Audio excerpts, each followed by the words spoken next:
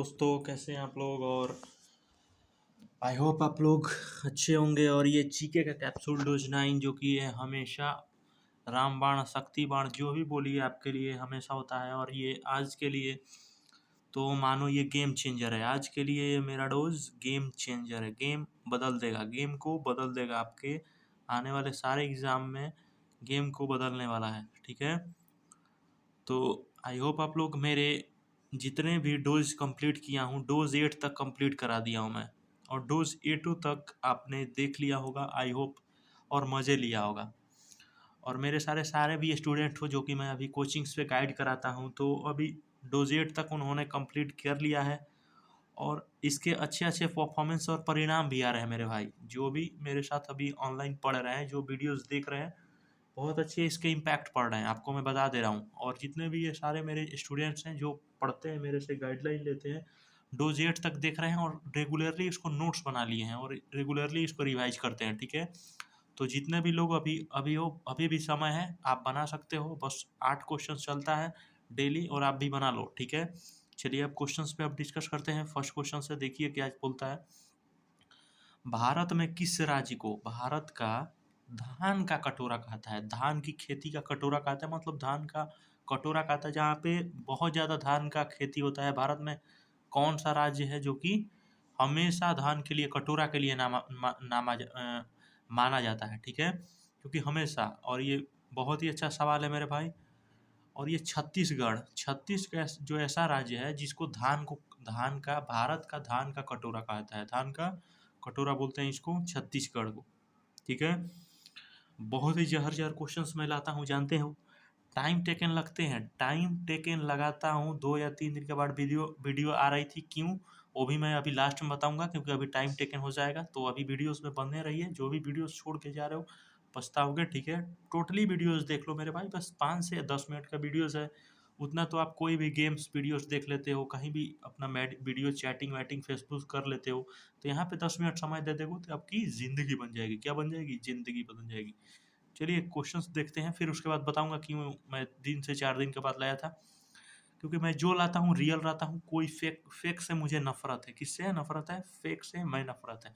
मैं रियल चीज़ लाता हूँ, रियल चीज़ बताता हूँ। ठीक है, ये क्वेश्चंस पे डाउट करते हैं। किस मुगल, पहला तो हो गया भारत का धान का कटोरा छत्तीसगढ़ को बोलते हैं। ठीक है, सेकेंड क्वेश्चंस बता रहा है किस मुगल बादशाह को इंजीनियर बादशाह कहता है। ठीक है, ये इंजीनियर बादशाह के नाम से एक हमारे मुगल बादशाह बादशाह में थे। जानते हैं कि बाबर काल से हमारे मुगल बादशाह स्टार्ट हुआ था। बाबर, हुमायूं, अकबर, शाहजहां, ये जानते हैं। तो इंजीनियर बादशाह के नाम से किसको जाना जाता था? शाहजहां को। ये तो बहुत ही नामी आदमी है और बहुत इन्होंने काम भी करा है शाहजहां, जो कि बहुत ही बेचारे, बहुत मतलब क्या ही बताऊं, ये बहुत अच्छे नाम कमाए हैं। और भारत में ऐसे ऐसे जगह बनाए हैं शाहजहां, जानते हैं, ये बहुत जगह बनवाए हैं। ठीक है, लाल किला से होकर ताजमहल देख लीजिए। लाल किला इन्होंने ही बनवाया, मोती मस्जिद बनवाया, फिर ताजमहल बनवाया। सोचिए ये बंदा, इसीलिए इसको किस नाम से जाना जाता था? इंजीनियर बादशाह से। किस नाम से? इंजीनियर बादशाह से। पहले के लोग इसको इंजीनियर के बादशाह के नाम से जानते हैं। ठीक है, मशहूर ये आदमी थे, बहुत मशहूर थे। चलिए थर्ड क्वेश्चन पे चलते हैं। बुल फाइटिंग किस देश का राष्ट्रीय खेल है? बुल फाइटिंग, जो कि सांड होते हैं, सांड जो इस साइड से होते हैं और ये सांड होते हैं, मतलब दोनों साइड से सांड आते हैं और लड़ाई करते हैं, पूरे फाइट होती है। तो ये बुल फाइटिंग राष्ट्रीय खेल है किस देश की? स्पेन की। ठीक है, किसकी? स्पेन जो एक देश है, बहुत ही अच्छा देश है, और यहाँ का राष्ट्रीय खेल है स्पेन। ठीक है, बुल फाइटिंग राष्ट्रीय खेल है स्पेन का। चलिए अब बहुत ही सारे क्वेश्चंस मेरे जहर है। भारत के किस राज्य को पेरिस कहा जाता है? भारत का पेरिस किसे कहा जाता है? किस राज्य को?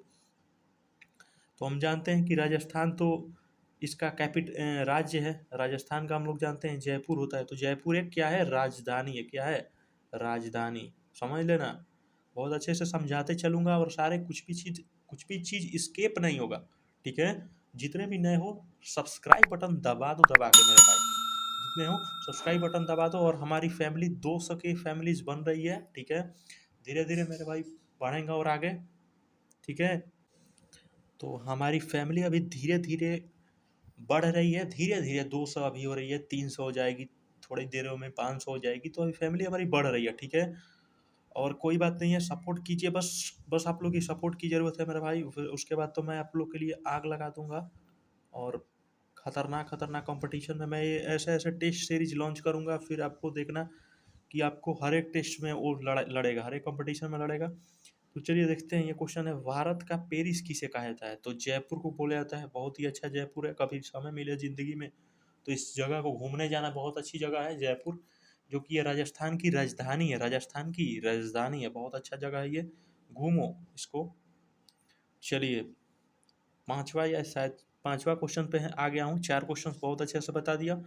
चलिए पांचवी क्वेश्चन पे, तुम मुझे खून दो मैं तुम्हें आज़ादी दूंगा, ये लाइन किसने कहा था? बहुत ही ये इंपॉर्टेंट लाइन है मेरे भाई, याद कर लो, मरते दम तक भूलना नहीं है इस लाइन को। क्योंकि हर एक कंपटीशन, मतलब मानो क्या ही बताऊँ, 10 से 20 कंपटीशन में अभी तक से जितने कंपटीशन हुए हैं, कोई कंपटीशन अगर जीके वाला ये सवाल नहीं पूछा हो तो मैं अपना नाम बदल दूंगा। सारे सवाल ये सवाल आए थे इस लाइन से कि ये किसने लिखा था, ये फेमस लाइन बोला था गुस्सा में। और ये इसने अंग्रेजों को बताए थे, इन्होंने अंग्रेजी उसे बोले थे। क्या बोले थे? तुम मुझे खून दो मैं तुम्हें आज़ादी दूंगा। ये लाइन सुभाष चंद्र बोस ने हमारे दिल्ली लिखा था मेरे भाई।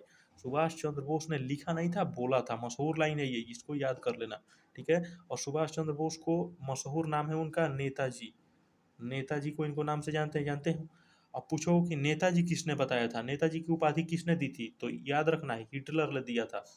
हिटलर कहाँ का था, किस देश का है शासक? शासक है नहीं था, बहुत खतरनाक था। जानते हो, जो 9th में पढ़े हो वो जानते होगे। क्लास 9th में हिटलर के बारे में पढ़ना था। और हिटलर ने ही नेताजी की उपाधि दी थी। जब गए थे सुभाष चंद्र बोस जर्मनी में, तो हिटलर जर्मनी देश का शासक था, बहुत बड़ा तानाशाह था। तो आप जानते होगे। और अगर जानना चाहोगे तो मैं बताऊंगा धीरे धीरे। तो ऐसे बस ऊपर से ऊपर पढ़ते रहो, बस मजा आने वाला है, ठीक है।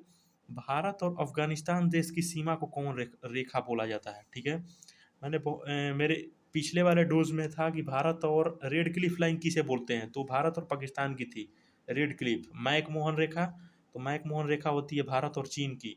और ये भारत और अफगानिस्तान की है, भारत और अफगानिस्तान देश की सीमा को है। इसको क्या बोलते हैं? डुरंड रेखा। क्या बोलते हैं? डुरंड रेखा को, भारत और पाकिस्तान देश की सीमा को। ये अंतर्राष्ट्रीय सीमा होती हैं, इनको एक अलग नाम के और एक अलग रेखा से नाम से जाना जाते हैं हम लोग। तो इसको याद रखिए, डुरंड रेखा, ठीक है।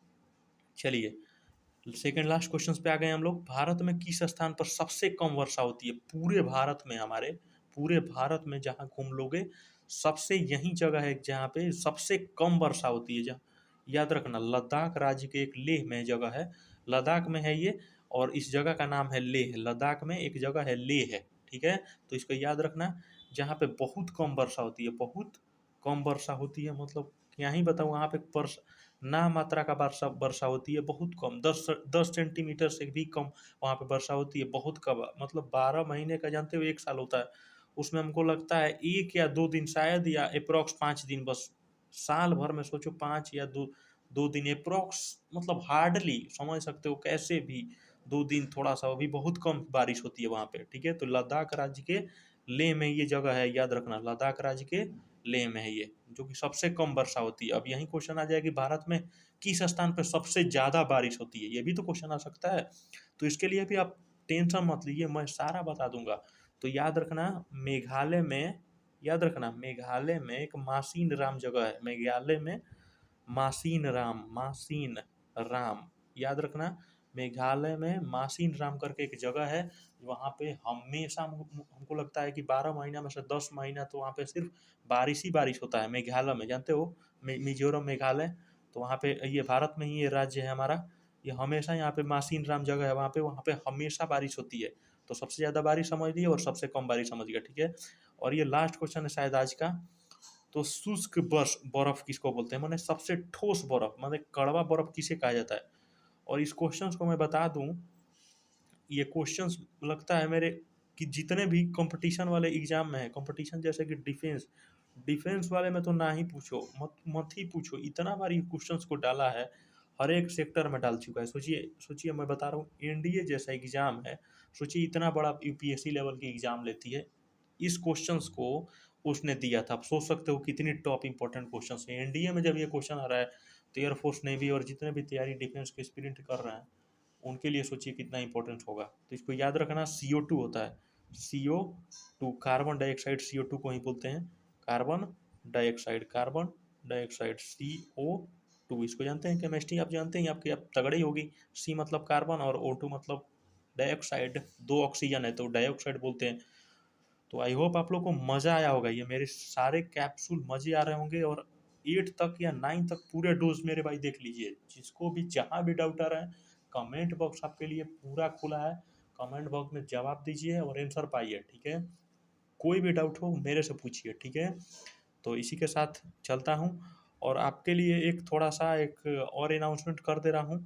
वैसे टाइम तो अभी है नहीं, लेकिन अनाउंसमेंट सोच रहा हूँ कि देखिए अभी मैं ट्राईपोड में ख़रीद लिया हूँ, बहुत ही आपके लिए अच्छी बात बता रहा हूँ, ट्राईपोड ख़रीद लिया हूँ जो कि आपको फेस टू फेस पढ़ाऊँगा। किसको?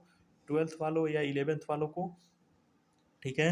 और फेस टू फेस हम लोग पढ़ाई करेंगे, देखते हैं वीडियोस अगर आज बन जाएगी तो बन जाएगी, वरना हम कल से स्टार्ट करेंगे। तो 12th वालों जितने भी हो, अगर थोड़ा सा ही प्रेशर में हो कि मैथ्स नहीं हो पाएगा मेरे से इस बार, तो टेंशन नहीं लेना है, आपको जीरो से हीरो बना के छोड़ेंगे। और आपका टेंशन लेना है कि फरवरी में अभी एग्ज़ाम है ना, अभी बात हमारे पास कितने महीने, 5 या 6 महीने टाइम है। 5 या 6 महीने क्या, दिसंबर में मैं पक्का चैलेंज देता हूँ, आपका सिलेबस ख़त्म करके बिक दूंगा, सिलेबस ख़त्म करके ख़त्म कर दूंगा, ठीक है। तो आप मेरे साथ बने रहो, कोऑर्डिनेशन रखे रहो कि कोऑर्डिनेट करते रहो मेरे साथ, और बाकी आपकी इच्छा, ठीक है। तो चैनल्स पे सब्सक्राइब कर देना जो भी हो, क्योंकि ये मेरा हक है मेरे भाई, अपने हक का बात बोलता हूँ, ठीक है। धन्यवाद मेरे भाई।